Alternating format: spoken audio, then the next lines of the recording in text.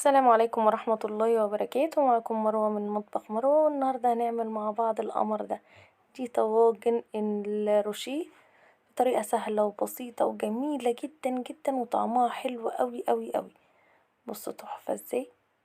بص الكيك جوسي وتحفة تحفة تحفة بجد لعشاق الشوكولاتة. الفيديو ده ليكم. طواجن الروشيه دي عظمة زي ما بيقولوا كده، حاجة كده تعدل المزاج، جميلة جدا جدا جدا. تعالوا نشوفوا بقى ايه طريقتها واتعملت ازاي. حاجة كده السهل الممتنع، مش هتصدقوا ان العظمة دي كلها ببيضة واحدة بس.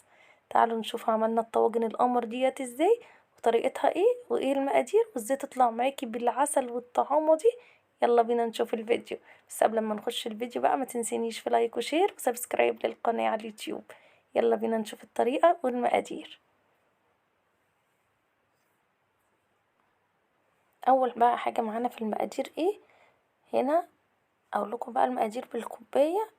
هنا اول حاجة كوبايتين الا معلقتين دقيق، كوبايتين زي الكوبايات اللي فيها اللبن والسكر دي، الا معلقتين دقيق. وكوباية الا ربع لبن، ربع كوباية زيت، كوباية سكر، معلقتين كاكاو، ومعلقة صغيرة من بتاعة الشاي كده نسكافيه سريع الذوبان، وبيضاية واحدة، وخل، ومعلقة هرمية بيكنج باودر. البيكنج باودر خليه في الاخر، هقول لكم شكله عامل ازاي يعني.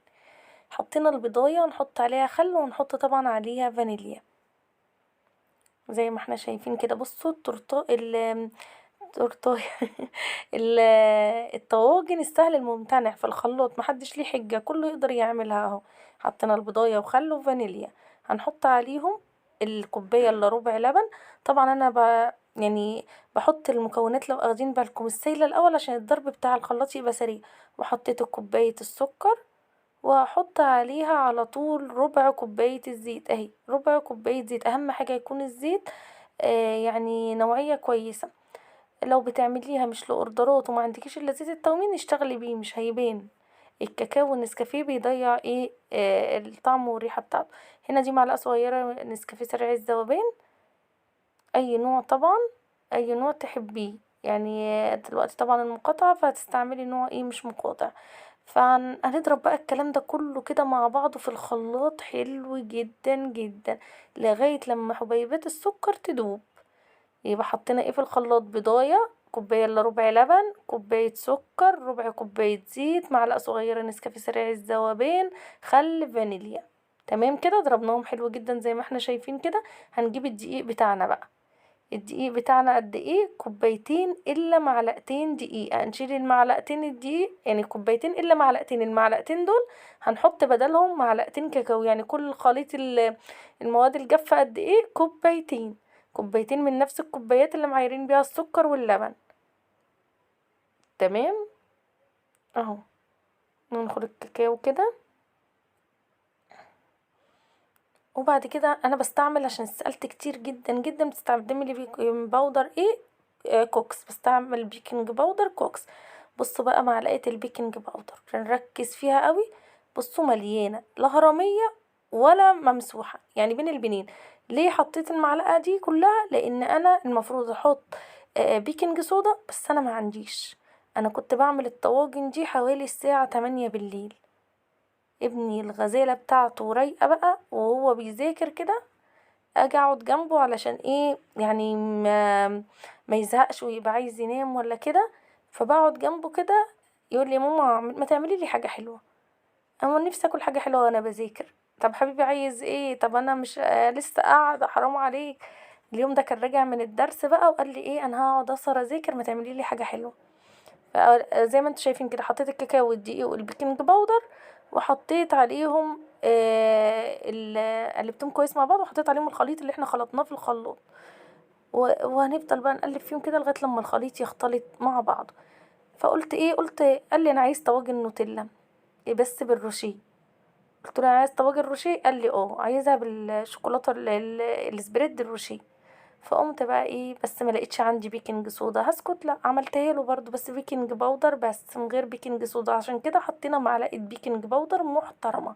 قلبنا الخليط كويس جدا مع بعض بقى.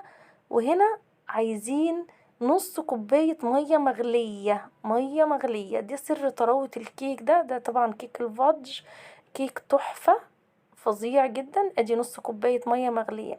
بصوا الخلاط كده تحسي ان لسه في حبة من الخليط اللي احنا عملناه، حطيت حبة مية كده وهاخد اعمل بيهم الخلاط كده، انزل الحبة اللي في الخلاط بحبة المية دول. طبعا وانتي بتحطي المية المغلية ايدك تقلب على طول، ما تسيبيش التقليب. ايوه كده. وهنكمل بقى بقية المية، نص كوباية مية مغلية لازم عشان يطلع معانا بالطراوة والجمال والحلاوة دي. اهو هقلبها كويس جدا وخلاص كده الكيك هيبقى. طبعا اول ما يختفي السائل بتاع المية ده خلاص ما تقلبيش تاني، علشان كتر التقليب في الكيك بيخليها تنشف معانا وتعضم وما تبقاش حلو. اهو بصوا الجمال بقى، شكل اساسا الخليط بتاع الكيك بيتكلم عن نفسه. بصوا جمالها وحلاوتها. اليومين دول انا طبعا اخده اجازه كده من الاوردرات بتاعه الشغل، يعني ما بعملش للعزيز الغالي قوي، الناس القريبه جدا اللي يعني بتستنى عليا، مش مهم التسليم الساعه كام وكده، علشان الامتحانات، عشان ابقى قاعده كده فاضياله ورايقاله، اسهر معاه زي ما هو عايز، اقعد جنبه زي ما هو عايز، اروح اوديه واجيبه يعني كده يعني، لان طبعا ببقى قاعده مش قادره. ربنا يا رب معاهم كلهم يا رب، ربنا ينجح كل طلبة الإعدادية يا رب، وينولهم اللي في بالهم والمجموع اللي يفرح قلوبهم وقلوب أهاليهم يا رب، ويجعل كل تعب تعبوه بفايدة، اللهم آمين.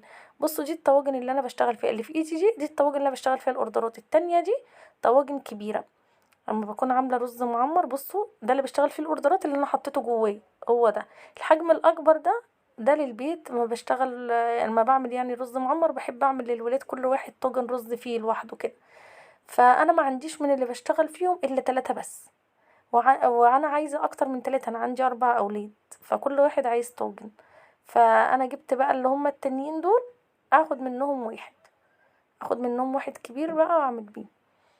الخليط هيعمل 5 طواجن، ماشي.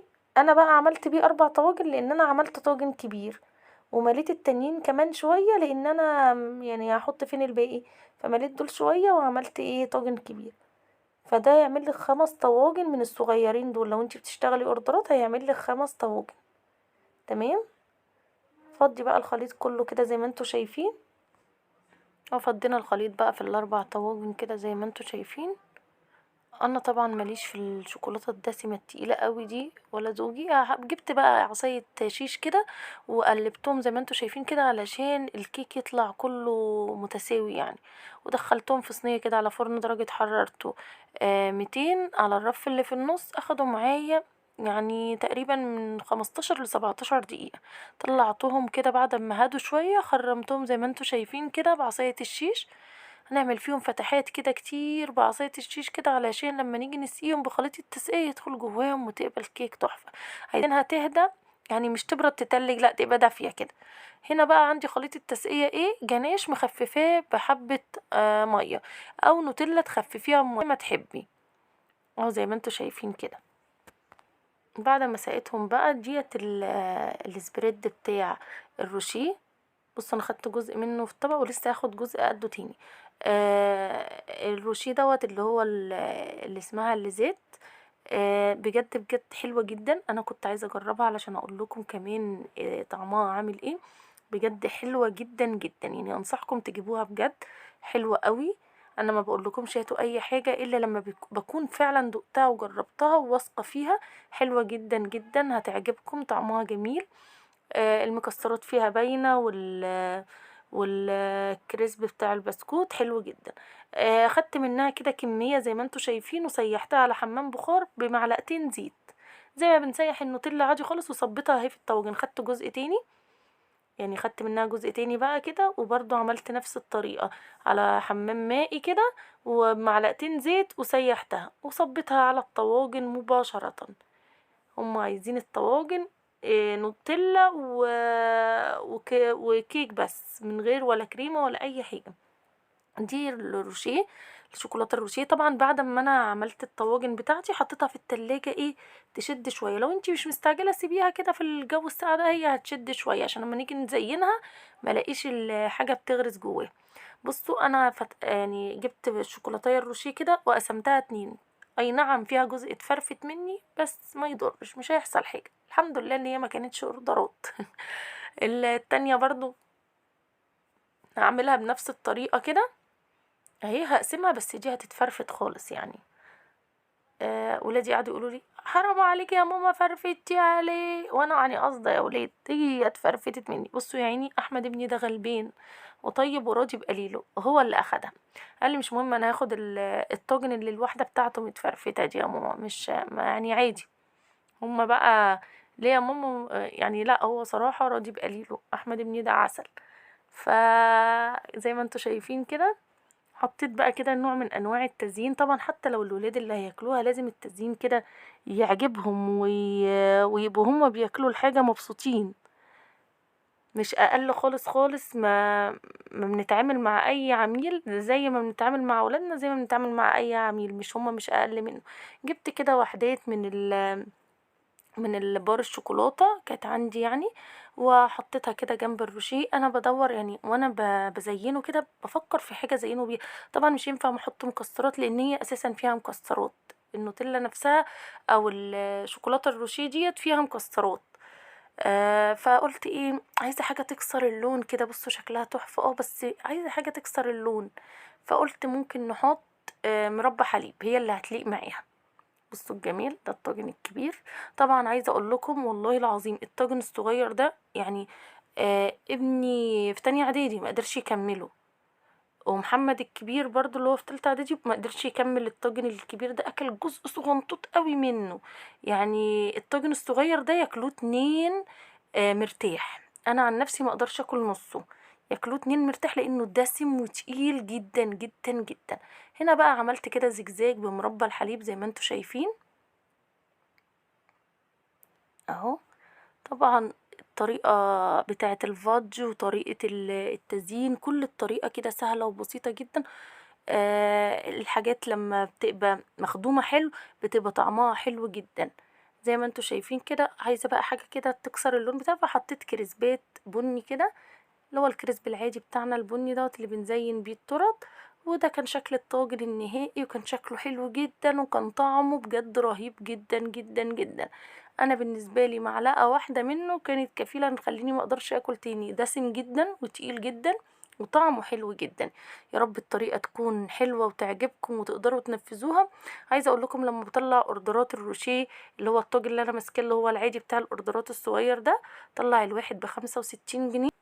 وده كان شكله بقى النهائي. عايزه اقول لكم لو انتم ما عندكمش الشوكولاته الروشيه الجاهزه ديت، ممكن مع يعني كم معلقه نوتيلا كده، حبه بندق محمصين، اي بسكوت ويفر شوكولاته، وتعملوهم مع بعض يعني، وتعملوا بيهم الكبات زي ما انتم شايفين كده. هي الروشيه بندق وشوكولاته يعني ونوتيلا وبسكوت ويفر، اي نوع بسكوت ويفر، شمعدان اي نوع بسكوت ويفر، اي نوع. وده كان شكل الطواجن بتاعتي، بصوا جميلة وتحفة وطعمها بجد روعة. يا رب يكون الفيديو عجبكم، ويا رب تكونوا استفدتوا. ولو عجبكم الفيديو بقى ما تنسونيش في لايك وشير وسبسكرايب للقناة على اليوتيوب، وتفعلوا زر الجرس عشان يوصلكم مني كل جديد. والسلام عليكم ورحمة الله وبركاته.